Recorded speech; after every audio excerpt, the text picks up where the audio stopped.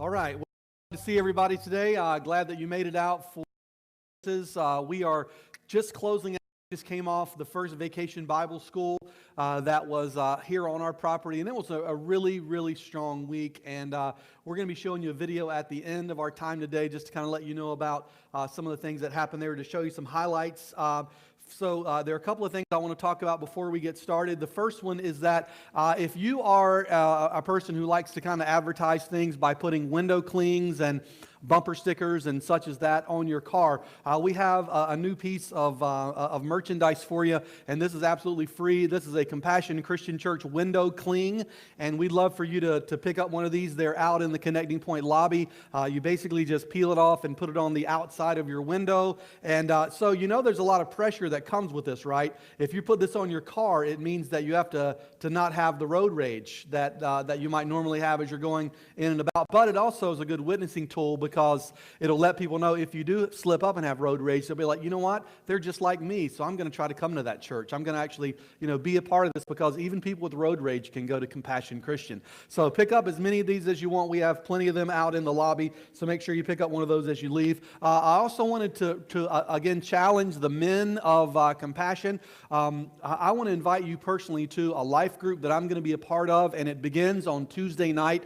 We have a summer session. It's just a 6-week summer session in which we're going to study the Word of God. We're going to hang out with other guys who are on this same faith journey. And our life group is really a safe place for you to come, because no one is perfect. No one claims to be perfect. We're just trying to follow God and pursue Him, and we do it alongside our brothers. And so if you want to be a part of that, sign up today at Connecting Point as you leave to go get one of your window clings, and just sign up and be here on Tuesday night at 6:30. I also want to say hello to any first-time guests that might be here. If you are new to Compassion, you picked a great day to come, and I say that every Sunday because every Sunday is a great day to come. But fill out your Connect card, which is inside of your worship folder, and let us know about your experience today. Hold on to it until the end of our time, and we're going to give you a Starbucks gift card exchange for that, just as our way of saying thank you for being here. I also do want to give a quick hello to our Facebook Live people who are watching today. Some people are watching because they're back at school, or they're home, they're traveling back, whatever it is. If you're watching this and driving, keep your eyes on the road, just listen to it. We hope that one day you'll be able to join us in person and be with us very soon. So today we're closing out our series called Summer Love, and we've been seeing what it means to love like God, and to let God's love flow through us. And today we're closing it out with just a sermon about loving those who are spiritually lost and broken, how we can do that. And oftentimes that can be our family members, it could be our neighbors, it could be our co-workers, and we're going to see how God's love can flow through us. But to start you off today, I want you to think about something different. I don't know about you if you like to watch documentaries, but I do like to watch documentaries, and I was watching watching a documentary on Netflix about Mount Everest not long ago, and one of the things I was reminded of is that to climb Mount Everest, you don't just train yourself up and get ready to go on that, and you go up in one fell swoop. Actually, you have to do it in increments. You have to go incrementally to get up Mount Everest, and about 17,000 feet up, there's what is called the base camp, and there are actually 2 base camps. There's one on the north side of the peak, and there's one on the south side, and apparently, if you're going to climb up Everest, you have to make sure that you're stopping at base camp for a few days, because you need to acclimate your body to the altitude. You need to repack your gear. You need to make sure that you're fully rested, that you've got all the nutrition that you need, and that you have to basically build the relationships with people that you're depending upon to keep your life in their hands to get you up to the summit. So what you could basically say then about climbing Mount Everest is that base camp is necessary if you're going to reach the summit. So any experienced climber will tell you it is not optional, it's necessary. You stop at base camp because it's for your own safety, for your own well-being, and for all of those who are accompanying you on this journey. But you see, base camp was never meant to replace the summit experience. So think about that for a moment. You don't put together an expedition to climb Everest only to stop at base camp and call it a day. And now it might be tempting to do that. It might be tempting to say, oh yeah, this is 17,000 feet and this is where not many people go at all. And it seems like people like to do that. So if I were to climb Mount Everest and I get up to base camp and I found that there were friendly people there with warm food and warm sleeping bags and it's kind of a party atmosphere and a killer view, I might be tempted to post a few pictures on Instagram, hashtag Everest, and then call it a day and be done, right? Because that would be a great experience in and of itself. I mean, wouldn't I get credit for that if that's what I did? Well, I think that something very similar happens to us in our lives when it comes to our experience with the church and with the Lord. I know that this was true of me when I just started out as a follower of Jesus. I know it was true of me that I often thought that what happened on the weekend was like the summit of the Christian experience, and that really all God wanted for me was to make sure that I went to church, that I showed up on Sunday mornings, and as long as God saw me there, then I got credit for that, and that's really the summit of my experience with God. But what I discovered is that God wants something much deeper and greater for me than just periodic weekend church attendance. Now, at the time, I wouldn't say that this is unnecessary. At the same time, I wouldn't say that going to church is unnecessary. There have been seasons and times in my life when I thought, church attendance is optional. I don't necessarily need to go. Why do I need to be there? I can just get it on TV. I can read the Bible on my own. I can be a good follower of Christ without it. So for a lot of people, though, you need to understand that church, the gathering on Sunday morning, is like base camp, but it's not the summit. Like what you do on the weekends is not the summit of your experiences, but it's not something you want to bypass either. So what is the summit then? What am I talking about when I'm talking about the summit? Well, I mean that if you're saved, if you're a follower of Jesus, the summit is transformation and life change. Transformation and life change demonstrated in your love for God and for other people. So it's when you fully develop your love for God and for the world around you that you begin to know that you have reached the summit. And the summit is what God is doing in our lives. That God wants to transform you as a person. And that when He does that, our church becomes full of transformed people. So just because you occupy a seat here on the weekends does not mean that has happened or happening in your life. But it's also important. I don't want to downplay the part of that, but this is base camp. All right, so we're closing out our Summer Love Series, and we're figuring out what does it mean to love people the way we should. Well, now, in week 1, you might remember, we talked about loving God and what it means to be in a relationship with who God is. And then in week 2, we talked about loving God's Word, that we will discover our love for God. We'll become more comfortable with God when we become more comfortable in His Word. And then last weekend, we talked about loving your enemies and praying for those who persecute you, and realizing that you can love someone, but you don't have to like them. You don't have to like what they do, but you still have this God-inspired love for other people. And today, we're going to talk about putting this into practice by loving those who are lost and spiritually broken. And we don't look at those who are lost and spiritually broken as projects. We don't look at them necessarily with pity, because at one time, that's how we were. We were lost and we were spiritually broken as well. And so the reason that this is important for us to close out this series with is that one of our core values as a church is the value that authenticity awakens spiritual curiosity. That if you live a life that is genuine and authentic and transparent, then people are going to want to know more about your life. They're going to want to get to know you. They're going to be more comfortable with who you are. And so when we're trying to demonstrate the love of God for those who are lost and those who are spiritually broken, they have to see an authenticity in us that cannot be denied. So that's why today I want you to take your Bibles or your mobile devices, if you have a Bible app on there, and it's really important that you bring your Bibles, because this is what we talk from every week. Now, in Acts chapter 10, we're going to read the story of a man who experienced the love of God when he was at a lost and spiritually broken moment in his life.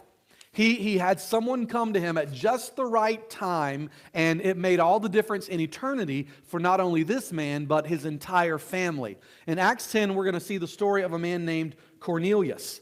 And so we'll begin reading in verse 1 of chapter 10. The verses will be thrown up there on the screen for you. Here it goes. At Caesarea, there was a man named Cornelius, a centurion in what was known as the Italian regiment. He and all his family were devout and God-fearing. He gave generously to those in need and prayed to God regularly. One day, at about 3 in the afternoon, he had a vision. He distinctly saw an angel of God who came to him and said, "Cornelius." Cornelius stared at him in fear. "What is it, Lord?" he asked. The angel answered, "Your prayers and gifts to the poor have come up as a memorial offering before God. Now send men to Joppa to bring back a man named Simon, who is called Peter. He is staying with Simon the tanner, whose house is by the sea." Now, as we stop there for a moment and collect ourselves, we're getting some comments. Let's get together on some comments about Cornelius so we're on the same page. The Bible says, first of all, that he was basically the modern day equivalent of a military officer. So he was a high-ranking official. He was successful. He was the leader of about 100 men, and the Bible describes him as devout, which means he's faithful to prayer. He is a Gentile, though, a non-Jew, yet he is very devoted. He's generous with the poor, and he prayed on a regular basis. But what we're going to see in this story is that even though he was good and religious and devout, he still needed Jesus in his life. Even though he did all of these things that were considered to be good works, he still needed the forgiveness of Jesus in his life. And he learns from the angel. He says, "Cornelius, God has seen your heart. God has heard your prayers." And so it's important to note that God comes to Cornelius at 3 o'clock in the afternoon. Luke is very specific on that. And 3 o'clock was the hour of prayer for the Jews.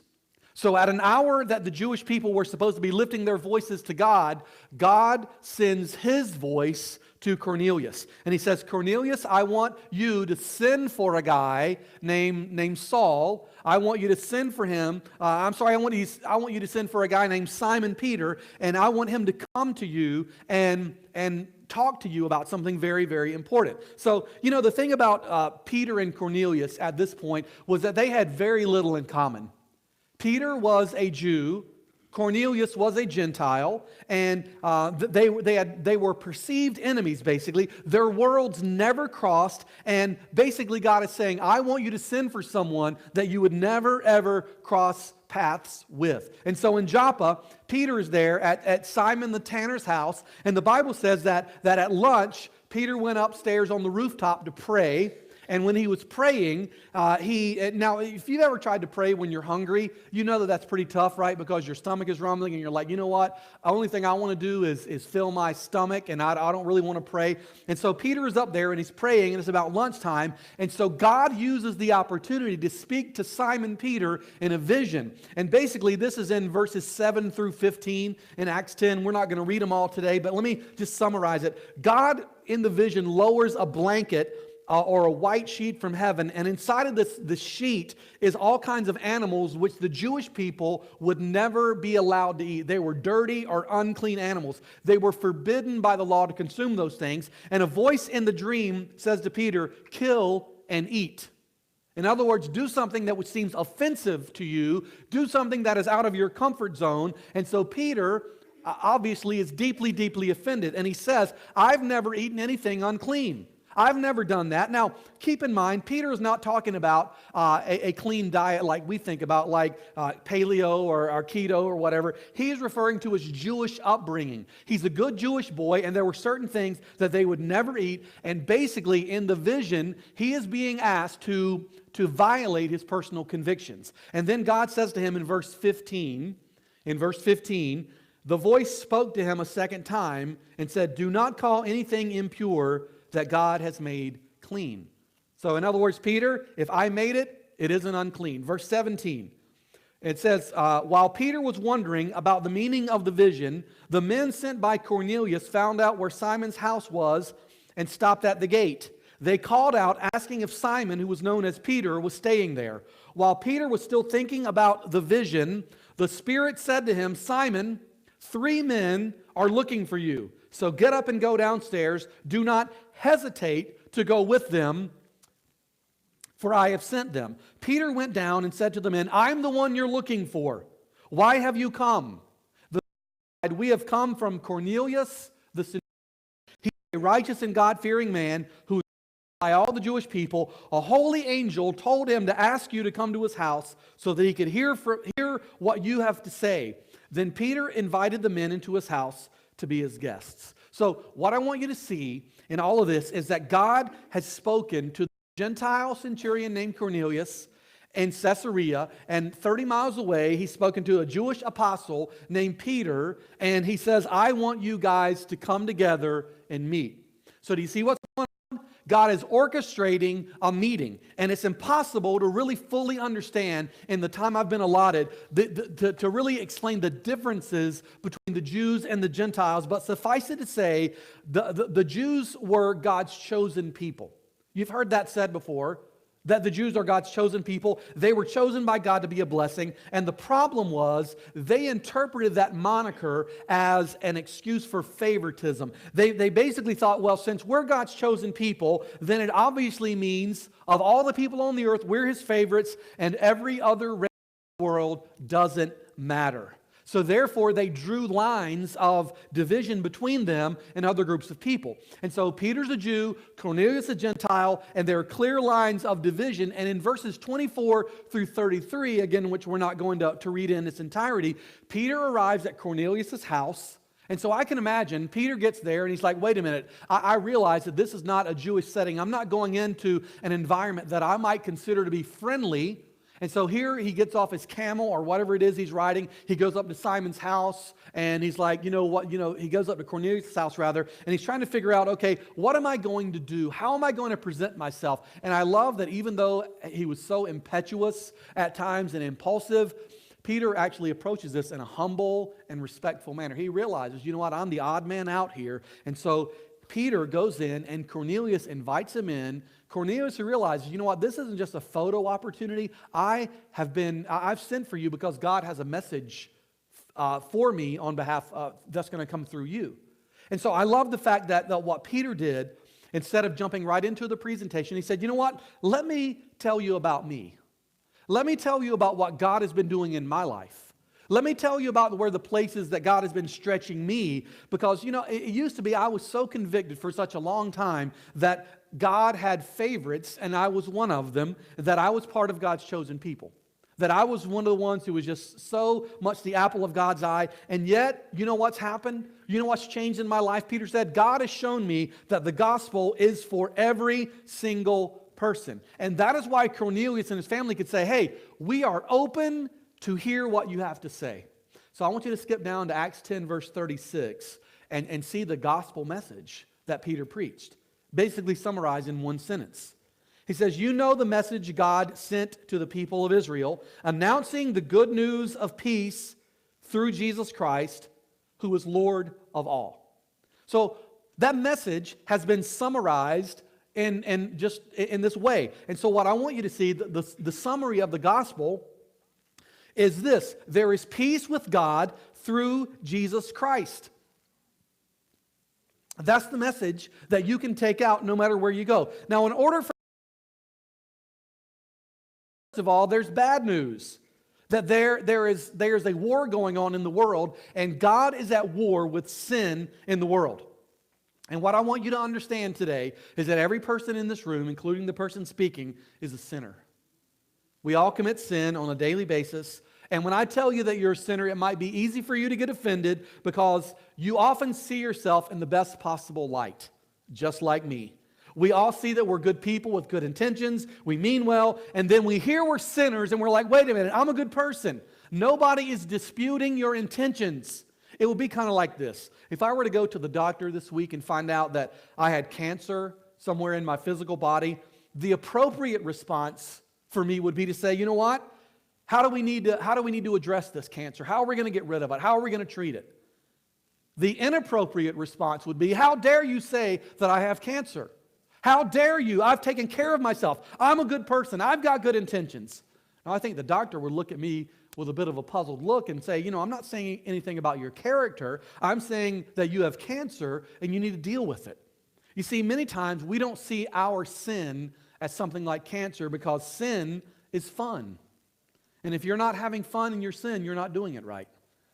And maybe somebody's going to help you with that, right? But sin is a whole lot of fun for a while, for a season. And then once we hit rock bottom, once sin messes up our lives, that is what God is taking aim at, by the way. Just think about this for a minute. Sin is when we run afoul or we run away from what God has for us. And eventually, it's going to catch up with us. So everything that springs out of us, whether it be lust or greed or anger or deceit, whatever it is, all of that comes from a place in our lives that needs continual sanctification, which means getting better and stronger and closer to God.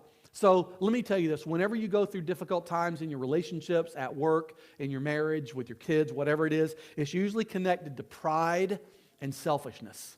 If you are continually getting angry and losing it with somebody, it's connected usually with pride and selfishness. So let me tell you that in each of those scenarios, there's a brief moment where it feels really, really good to give somebody a piece of your mind, doesn't it? I mean, it feels really good to tell them exactly what you're thinking. And then if you have the conscience, you'll begin to realize that's not right. And so what Peter is doing is he's saying that all of us have this condition called sin, and every single one of us, regardless of who we are or how good a person we are, we have the cancer in our lives called sin. And when the Bible talks about the wrath of God and the justice of God, he's saying that the wrath of God is poured out on our sin. And so Peter says to Cornelius and his household, guess what, guys? You're all sinners. Now, Cornelius is probably thinking, wait a minute, I'm devout, I pray, I give to the poor, I do all these things. He's thinking about his religious works, which is what we often do. But it's because God is bringing these guys together for something that I think captures what we are to do as a church. Here's what I believe. I believe that God uses saved people to reach lost and spiritually broken people. I believe God uses us and the message we have. God always uses people to reach people. I mean, you look through the book of Acts, this is what God does. All of these conversion accounts, there is always somebody else involved in a relationship. I mean, the Philippian jailer had Paul and Silas. Lydia, when she gets converted, she had Paul. The Ethiopian eunuch had Philip. And now, favorite examples is in the passage. We have Ananias. Ananias is told, hey, you know, here's what you need, not in this passage, but an example is a man named Ananias. Saul who later became Paul, was out killing Christians, and on the road to Damascus, God converted him like the most notorious hater of all believers, and a man named Ananias was told, hey, I want you to go and I want you to go talk to him. And Ananias is like, wait a minute, why would I ever want to go to someone who wants to hurt me? Why would I ever go and try to convert someone? But you see, God always uses saved people to reach those who are lost and spiritually broken. Think about your life. Think about the people in your life, the half dozen names of men and women that God brought into your life who have spoken truth and grace when you needed it most. Think about those people. That's why when we are talking about loving our neighbor and loving those who are lost and spiritually broken, what we want to do is we want to remove any unnecessary barriers that are there for people to hear the gospel of Jesus. That's why we want to remove it. Now, we would never water down the truth because that is malpractice to do that. We never water down the truth, but basically we want to take away any arrogance or mean-spirited judgment that we would have to tell people about Jesus. So what I want to do is I want to talk to you in the time that remains about what it means to actually be a follower of Jesus that says, you know what, I am going to love those who are lost and spiritually broken, and I'm going to try to do that the way that the Lord would have me do it. So I'm going to go out on a limb, and I would venture to say that evangelism is probably not your favorite word. Evangelism might make you a little bit nervous. It might make you tense. It might make you think, you know, I'm not really sure I can do this. And maybe you get sweaty palms thinking about sharing your faith with somebody. Your heartbeat goes up. You're thinking, you know, I'm not really sure that I'm the right person to do that. But what really comes to my mind is, you know, when the doorbell rings and you're just sitting down to dinner with family and you got people at the door who want to present to you a message from their church, from their organization, and you're like, you know what, I don't have time for this. That's what we think about when we think about evangelism. But, you know, you need to understand that we need to demystify and take out the parts that are obstacles for people so that we can love them really well. A few years ago, I was down on campus at Ohio State, and we were at the corner of Lane and High, and there was a guy who had a bullhorn, and he had a sandwich board sign that basically was like turn or burn, repent and turn to Jesus. And he was preaching at people and criticizing them and saying, you're going to hell if you don't accept Jesus. And there were people who were very offended by what he was saying. Let me just say that it wasn't very effective. He was being loud, he was being obnoxious, but it really wasn't having the effect that I think he intended. So let me just say, I know that there maybe are people in the room today who've been greatly affected and ministered to by campus ministries, or someone who came door to door. I get that. There's nothing wrong with that. But what's wrong with the story I just told you is that the guy who is there, basically what he was trying to do was proselytize people. Proselytize basically means that you're attempting to convert someone from one belief system or opinion to yours. And it's not that's not important. It's that the bullhorn approach is impersonal. The bullhorn approach does not give you the opportunity to find out about the other person. It's the exact opposite of what Peter did in the home of Cornelius. He said, let me tell you about me, and then he got to know them. He realized that he needed to take the time to get to know somebody. So just trying to tell people what they should believe and how they should live their life, and if you show zero interest in them as a person, it's going to be offensive to them. It's not going to work as well as you think. But evangelism basically is when you have found something that you believe in and you want to tell someone else about it.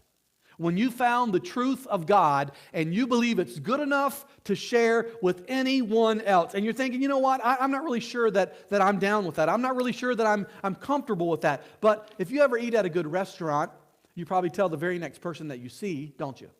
Like, oh, I had a great meal, a great experience. You should check it out. Or if you've seen a great documentary on Netflix, or you've seen something on your streaming service, or whatever it is, you've experienced that. You're like, I need to tell someone about this. And we're very enthusiastic about it. It's natural within us to tell somebody. And so what I'm talking about is that just how that lacks weirdness when you're trying to tell someone about a restaurant or a Netflix documentary. In the same way, if you're trying to share it with someone what Jesus has done in your life, you're not trying to strong-arm them. You're not trying to beat them over the head. You're basically saying, I've discovered something worthwhile and I want to tell you about it. You see, evangelism is not about winning a debate. And if you're thinking about it like a debate, then you're thinking about it wrong. Evangelism is not convincing someone to believe like you or behave like you or live like you do. Evangelism does not mean that you've got it all figured out you can share. Evangelism is more than just memorizing a tract and repeating it to somebody. Evangelism is about building a relationship with someone that you care about, and you hope that one day you can tell Jesus. You can tell about Jesus to them. And I would just tell you that I love to stand before you as a great example of this as your pastor, but I failed at this. I failed at this quite a bit. There have been many times I forgot, just be a human being, just be a person, and let them get to know you. The late Haddon Robinson said it this way. He said, those who are far from God are first drawn toward Christians and then to Christ.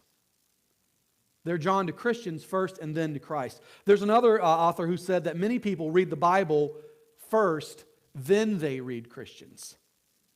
So your life and my life matters. You see, but not all Christians attract. Like a turned magnet, some repel.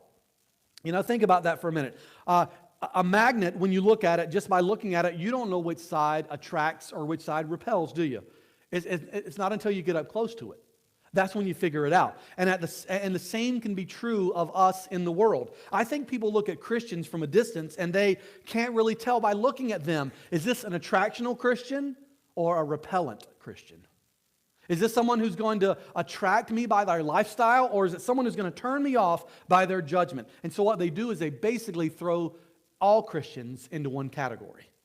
If they've had a bad experience, they say, well, it can't be the same. All Christians must be this way. So here's the question for you. Are you attracting or are you repelling? And so here's what I want to leave you with, just a couple of, I think, scriptural examples. First of all, always tell the truth in love. You see, Simon Peter never stopped telling the message that we were sinners separated from God. Never did that. So you always tell the truth in love. That's the most loving thing you can do, that you care about someone enough to tell them the truth. The second thing I think we'd learn from this is that you should always avoid arguments and debates. Always avoid arguments and debates. Communicate to them, I care more about you than I care about being right. So regardless of whether you've received this or not, regardless of whether you believe this, it's not going to change the fact that I'm going to be your friend and I'm going to continue to be here for you. That's what you do. They're not turning you down as like a salesman. If they turn you down, you say, you know what, I'm still going to be here for you. I'm still going to love you and pray for you. And if you share the gospel with somebody and they reject and you reject them, that's not right. You're doing it wrong. That's repelling people away from the good news of Jesus. And then the third thing, I think, is that you share your story when the opportunity arises. People are going to want to know about you. What is your story of how God has changed you? In the context of relationships, sometimes you will have that opportunity to tell someone, you know what, I used to think just like you did. Or I used to believe just like you did. I was hurt by Christians. I was hurt by churches. Find common ground with them. But you're sharing your story and saying, I used to feel the same way. And I'll bet that they will take you up on that if they can hear about you, more so than feeling like you're just trying to pressure them or convince them or even proselytize them. So today, I think we have an example of what it means to love those who are lost and those who are spiritually broken in a way that is honoring to God. And I hope that we can put this into practice. And maybe God will give us the opportunity to do that even this week. Let's pray together. Father, I pray that today we have become convicted of the fact that there are effective ways to reach out to our world. There are effective ways to tell people about Jesus. And Lord, I pray that we would find those. We'd find those examples from Scripture, that we would find them, Lord, even in the inspirational lives of other people, maybe that we admire. But Lord, that we would not be shy about telling the world of something good that we found. And that oftentimes, Lord, all it requires is just telling our story, the story of how you have changed us, the story of how you have saved us. And Lord, that life that we are living in front of our friends, our family, our neighbors, our coworkers, that life that we're living could either be the deal breaker or it could be something that truly convinces them. So God, I pray that we would be careful and wise about how we live among outsiders, not as unwise, but as wise. God, I pray that today we would know beyond a shadow of a doubt that you care about the souls of men and women more so than we do, and no one has a more vested interest than you do. But Lord, help us to have your patience and your foresight to see people the way they need to be seen, and that is loved by you. So God, I pray that you give us the opportunity this week, that we would seize on it, that we would not let the opportunity pass by to tell someone about Jesus, to tell someone about how your love has changed our lives. So God, I pray in the name of Jesus that you would guide us, and we pray in your Son's name. Amen. Today we're going to have our invitation, and our invitation is for you to make